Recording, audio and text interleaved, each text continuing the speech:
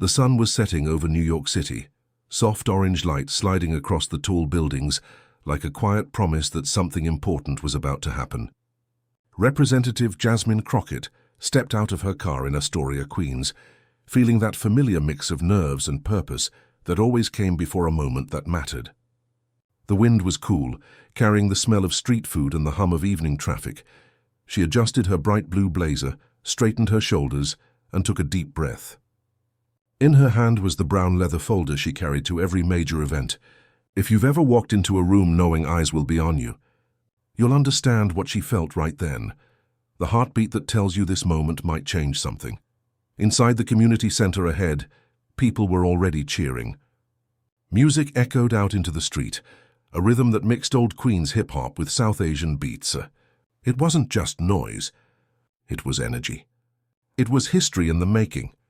Tonight wasn't about Jasmine. It was about a young man named Zohran Mamdani, who had just done what everyone said couldn't be done.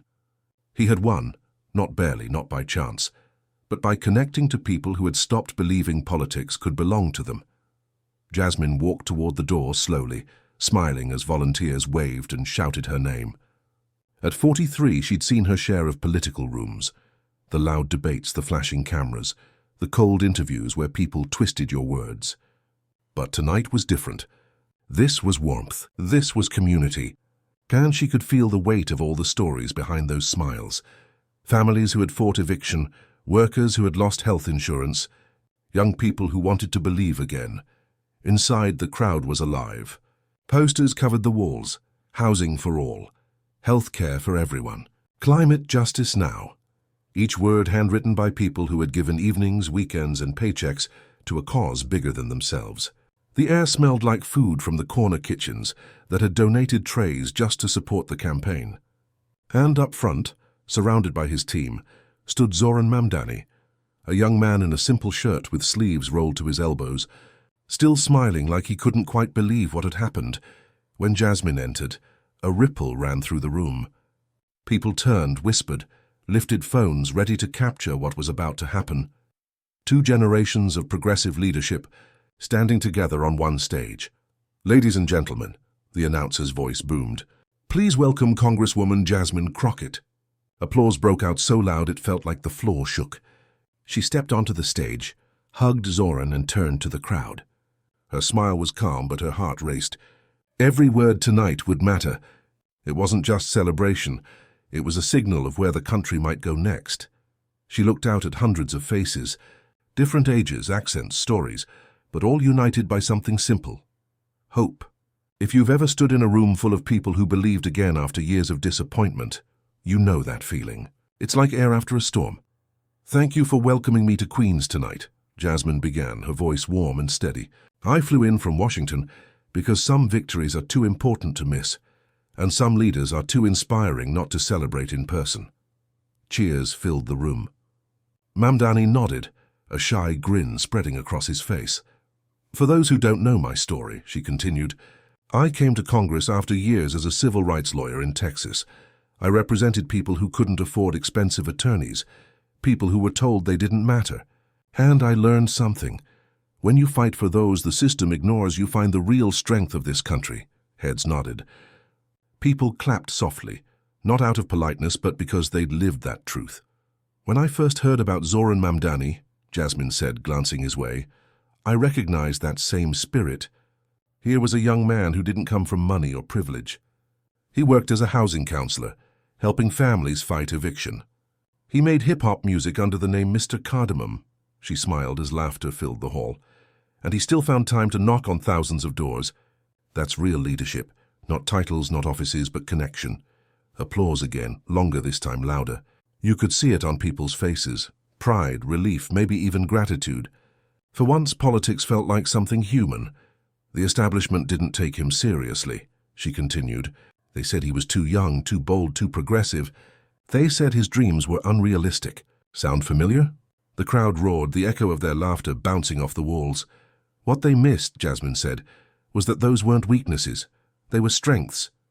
His connection to immigrant families, his ability to listen, his courage to speak plain truth. "That's exactly what leadership looks like in real life." She paused. Silence spread, the good kind where everyone leans closer. "This victory isn't just political," she said softly. "It's personal. It's a reminder that when regular people organize, when they refuse to give up, they can make history." In the front row, an elderly woman wiped her eyes. Next to her, a teenage volunteer raised his phone, trying to record every second. Jasmine noticed both of them and smiled. Different generations, same fight. Then she opened her leather folder. Inside were notes, numbers, small facts that built a bigger truth. She didn't rush. She believed people deserved clarity, not slogans. "Let's talk about what this win really means," she said. "Zohran won with 68% of the vote. That's not a squeak by. That's a mandate. And voter turnout went up by 37%. That means thousands of people who once stayed home decided to show up. They showed up because someone finally spoke to them instead of around them." The crowd clapped. A few shouted, "That's right." Jasmine turned to Zohran again. "You didn't win because of money or endorsements. You won because you earned trust. One door, one conversation at a time." She raised a chart from her folder. "Look here. He didn't just win progressive neighborhoods. He won across Queens, in immigrant communities, working-class blocks, and even moderate areas. That's what happens when people feel seen." The applause grew. Some chanted his name. Jasmine waited, then leaned slightly toward the microphone. "Here's something I need to say clearly," she said. "There's a myth that progressive ideas are unrealistic. That affordable housing, universal health care, or climate action can't win. But this campaign proved something powerful. When you speak to people's real lives, they listen." She held up one of his flyers. "I want to read something from Zohran's housing plan," she said. "Everyone deserves a safe, affordable home. Not just the wealthy, not just the lucky, everyone. That's not radical. That's moral." The crowd stood, cheering, clapping, whistling. It wasn't just politics, it was validation. Someone had finally said aloud what they'd been thinking for years. And then Jasmine did something few politicians do. She stepped away from the podium, closer to the crowd. Her voice dropped, softer but sharper. "Every time someone like Zohran wins," she said, "and pundits call it an accident. They say it's a fluke, but these aren't accidents. They're warnings to anyone who underestimates the people." That line hit hard. The room shook again with applause. "They called me unrealistic too," she continued, smiling faintly. "They said I'd never win.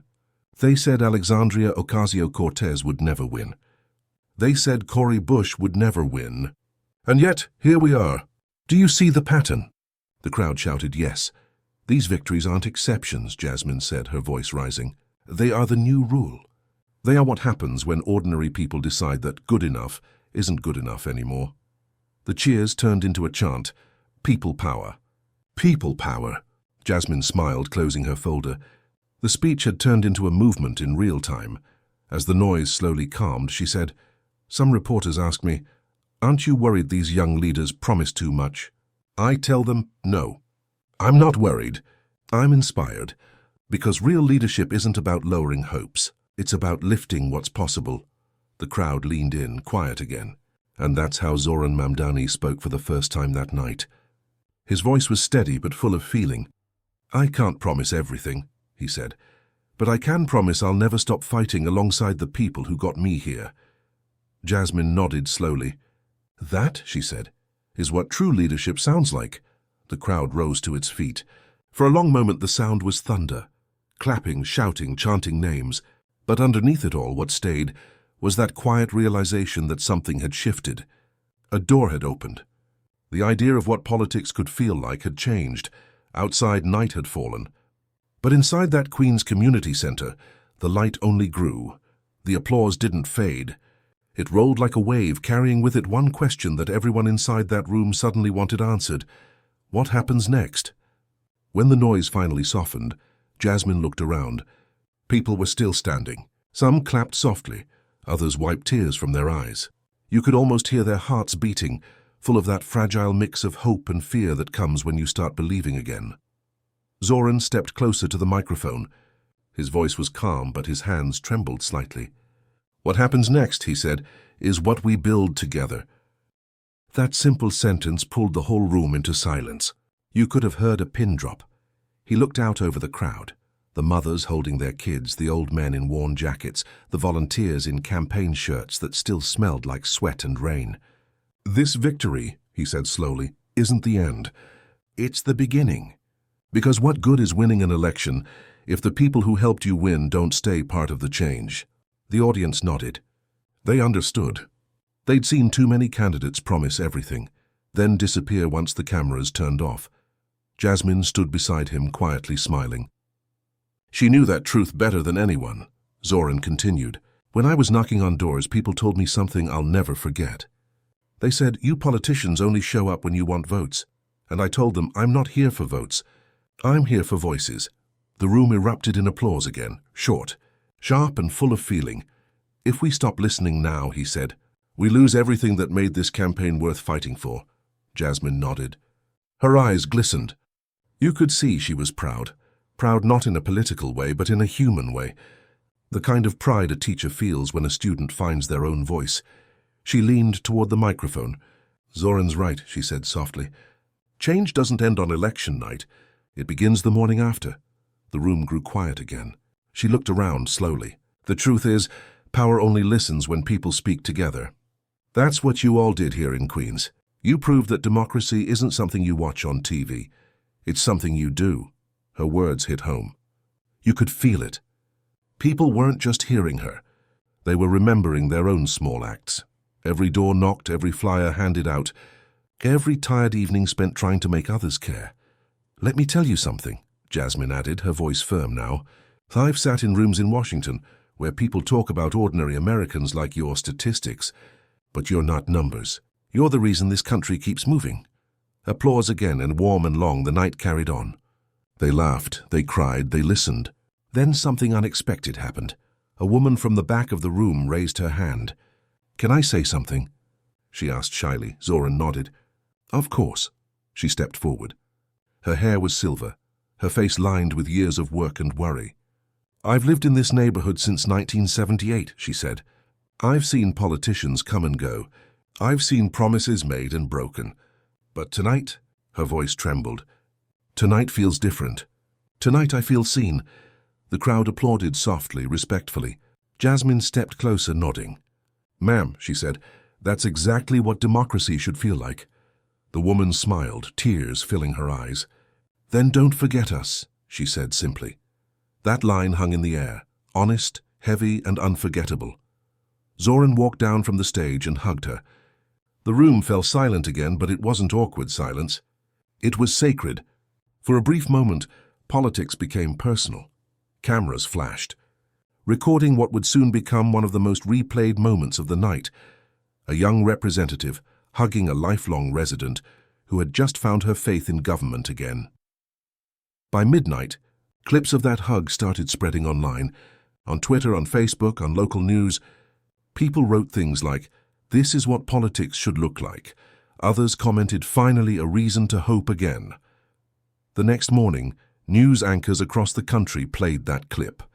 It wasn't about party or ideology anymore. It was about humanity. Jasmine woke early that morning in her hotel room. She sat by the window, coffee in hand, watching the sunrise over the skyline.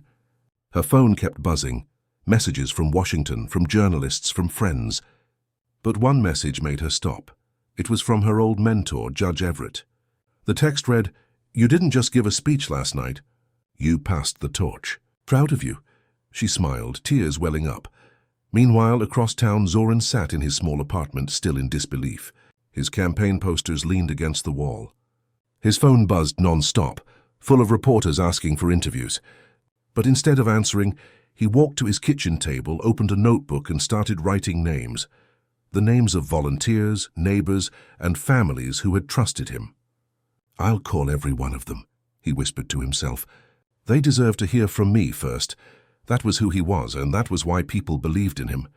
Within a week, he was back in the neighborhoods, not for votes, but for gratitude. He met the same people who had stood in line during the campaign. Some handed him thank you notes. Others just hugged him. One old man said, "You came back." "No one ever comes back after they win." Zohran smiled. "I told you I would." News of his visit spread fast. People began saying, "Maybe this time things really are changing." Jasmine watched it all unfold from D.C. She saw the way the movement kept growing, not from press releases, but from people talking to people. In one interview, she said, "We're witnessing something rare, authentic leadership. Not loud, not flashy, just real." And she meant it. A few weeks later, Zohran invited her back to Queens for a community roundtable. The topic, housing reform. No stage, no cameras, just folding chairs, notebooks, and people who cared. When Jasmine arrived, she saw the same faces from the victory night, but now they weren't cheering. They were working, taking notes, asking questions, making plans. She smiled quietly. This was what victory was supposed to look like, not confetti and speeches, but ordinary people finding their power. At one point, a young man asked, "Congresswoman, do you really think Washington will listen to us?" She paused before answering. "They'll have to," she said, "because you're not whispering anymore." The room fell silent again, that same kind of silence from the night of the speech, heavy, full of meaning. Later that evening, as Jasmine prepared to leave, Zohran walked her to the door.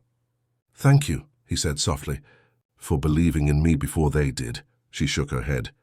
"And no, Zohran, I believed in what you reminded me of and why we start in the first place." They stood for a moment under the streetlights. The city buzzed around them, restless and alive. "You're going to do great things," Jasmine said finally. He smiled. "So are you." They laughed quietly, two people from different worlds but with the same heartbeat. The camera outside caught the moment. A gentle handshake, a short hug, a few words no one could quite hear. But the image said everything. Unity, respect, hope. That night the internet lit up again. People shared the picture with captions like, "This is the future we want." Others wrote, "Leaders who listen, not just talk." Political analysts called it the Queen's moment. But for Jasmine and Zohran, it wasn't a headline, it was a beginning. Because in the days that followed, something beautiful started happening. Community groups from across the state reached out. Teachers, nurses, cleaners, students. They all said the same thing. "We want to build what you built in Queens." And that's exactly what Jasmine hoped for. A spark spreading, slow, steady, unstoppable.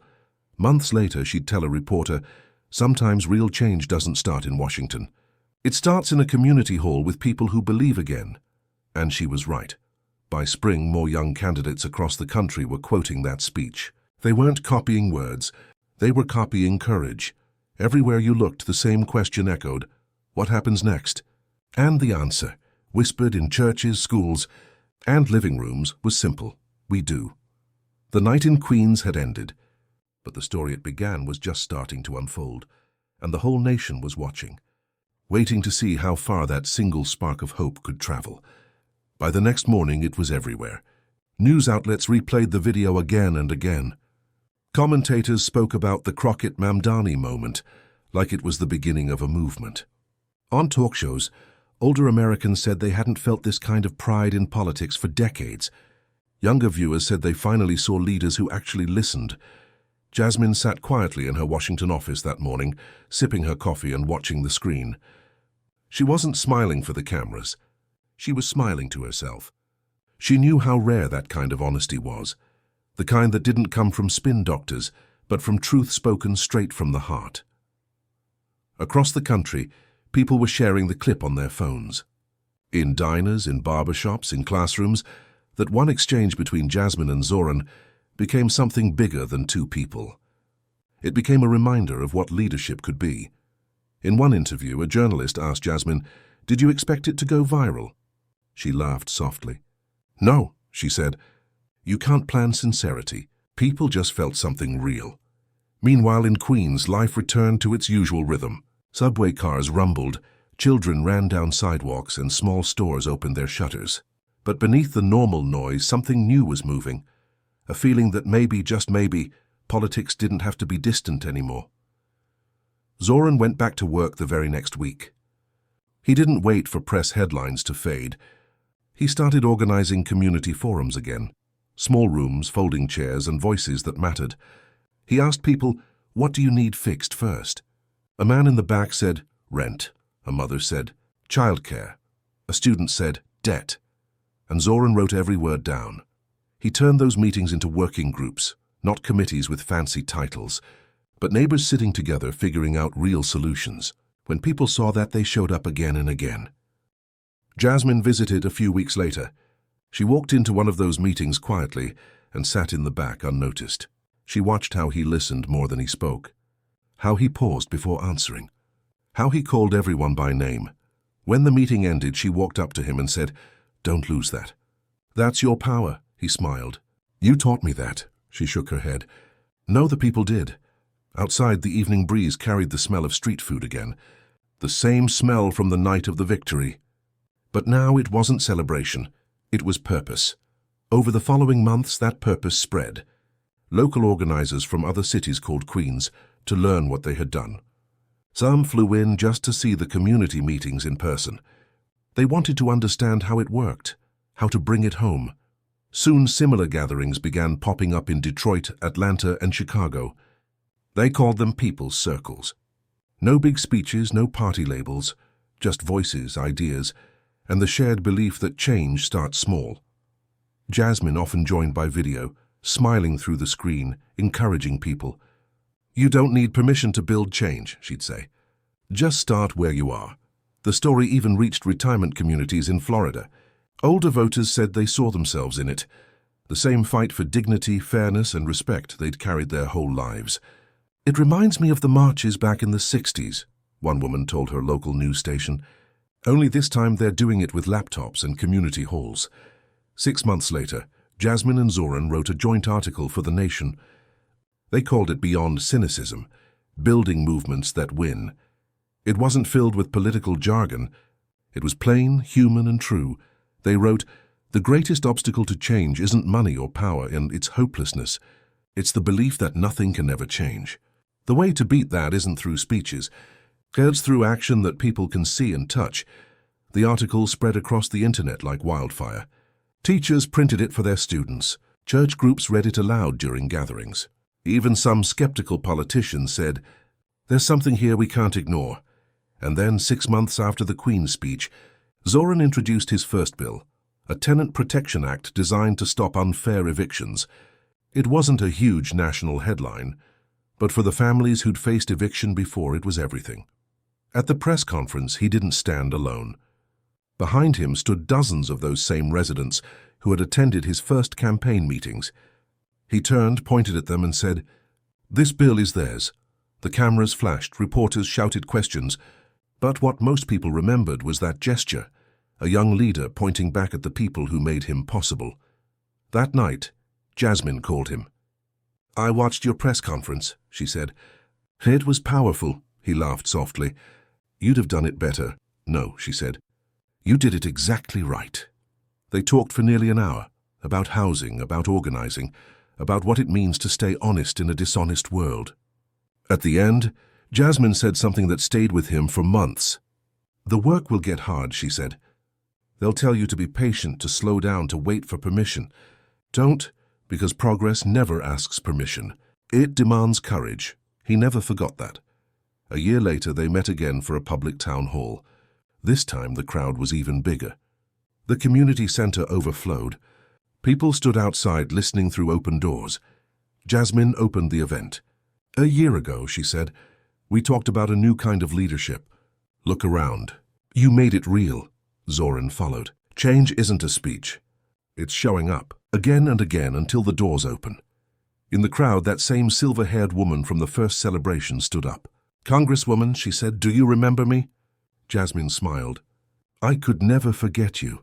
The woman's voice broke slightly. "You told me my voice mattered." And it did. "My building just got funding for repairs. I'm not afraid anymore." The room burst into applause, but Jasmine didn't raise her hands to quiet them. She let it go on.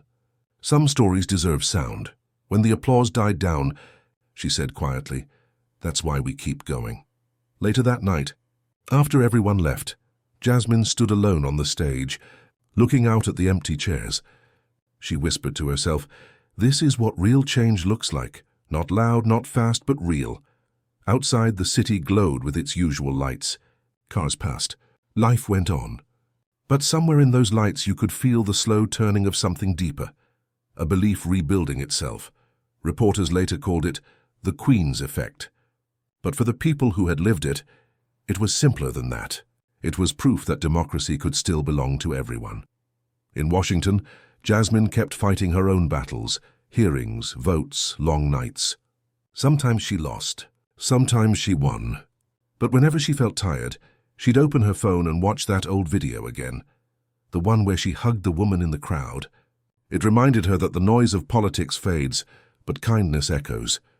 Years later, long after the headlines faded, Zohran would tell an interviewer, "That night with Jasmine Crockett changed everything for me. She taught me that leadership isn't about being perfect. It's about being present." And he was right, because that's what stayed long after the lights went out. Presence, courage and faith in ordinary people. When historians look back, they might write about policies and elections, but those who were there will remember something different. A night in Queens, a hug that went viral, and a conversation that turned politics into something personal again. And if you were one of the people who watched it from your living room, maybe you remember how it made you feel.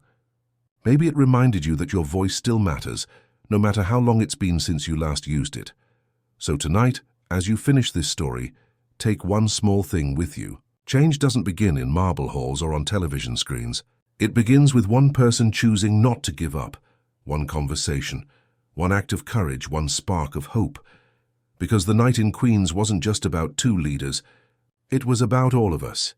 Everyone who still believes that truth spoken with heart can move mountains. If this story moved you, give this video a like, subscribe to the channel, and tell us in the comments where you're watching from. Your story matters too.